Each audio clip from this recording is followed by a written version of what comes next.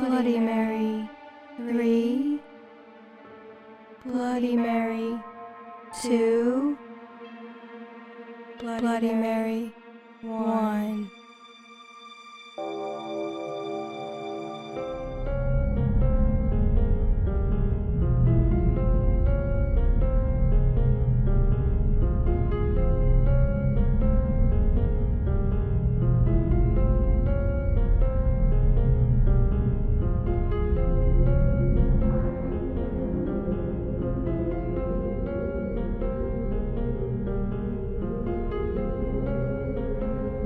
We've all heard the stories.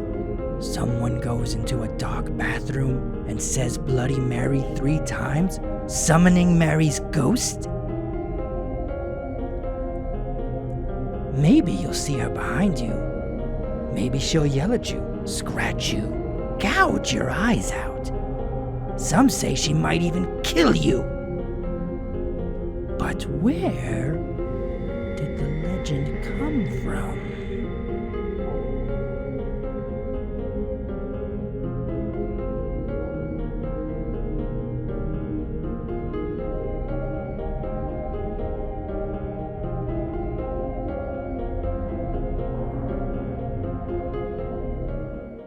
Hundreds of years ago, deep in the woods of Pennsylvania, there was a place so quiet that even the animals were silent.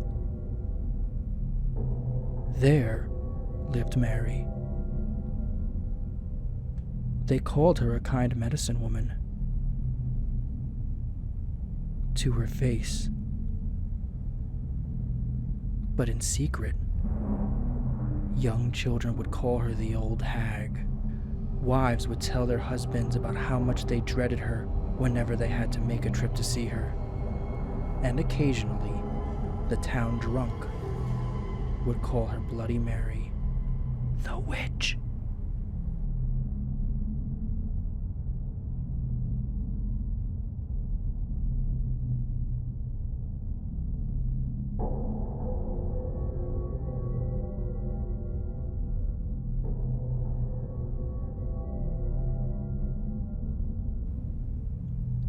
Now, Mary had been such a fixture of the woods that no one, not even the oldest women in town, could remember a time when she wasn't there. It seemed like she'd always been there.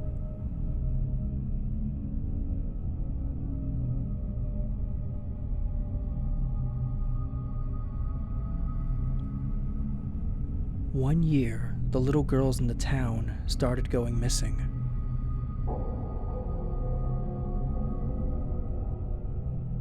The entire town searched. They searched every home, every barn. They searched the woods.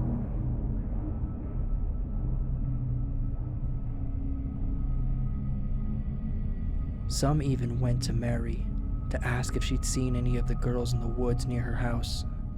Mary insisted she hadn't seen them. She also reminded the townspeople of the dangers of the woods. The woods were no place for little girls.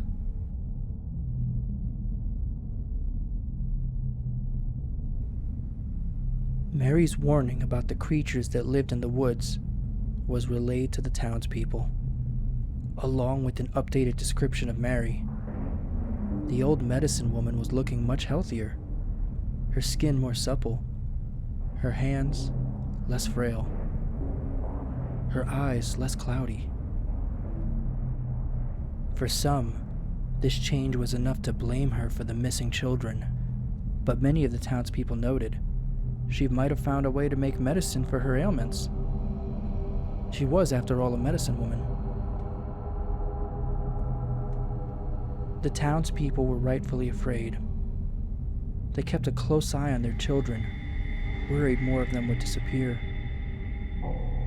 One night, the miller's wife had a toothache and could not sleep.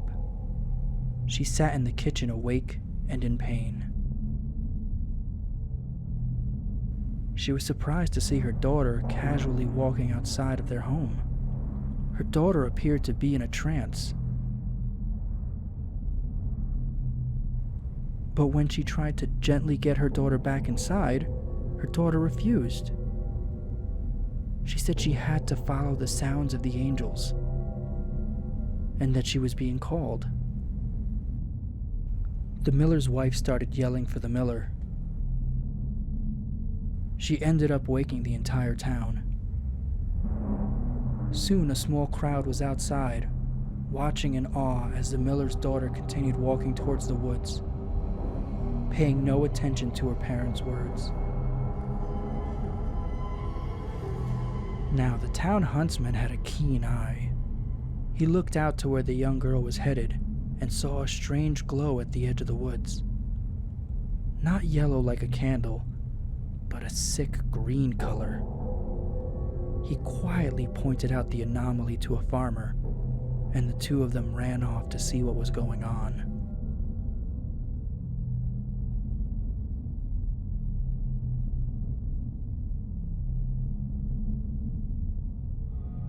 When they got closer, it was easy to see it was the witch Bloody Mary.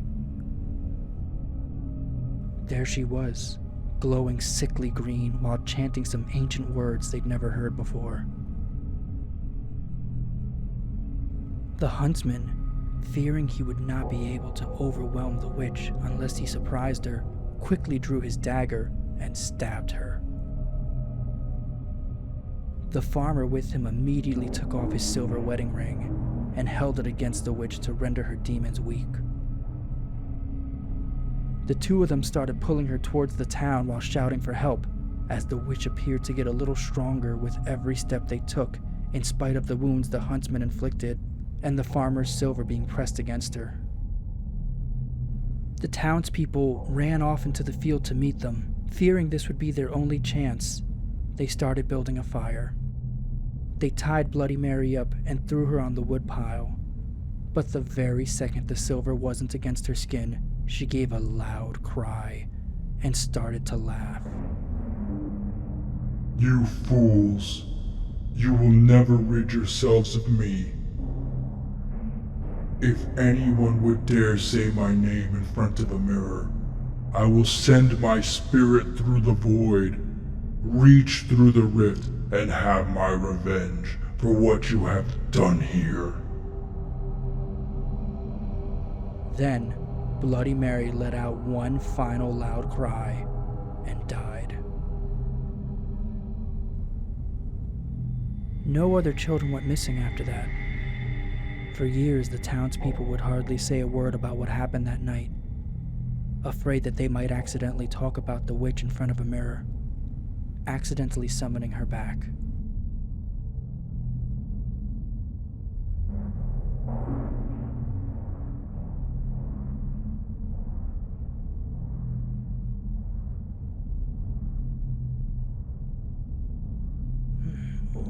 Oh, excuse me.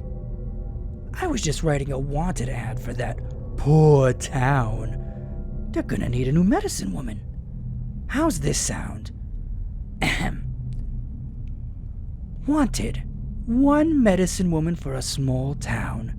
We fired the last one. Ah!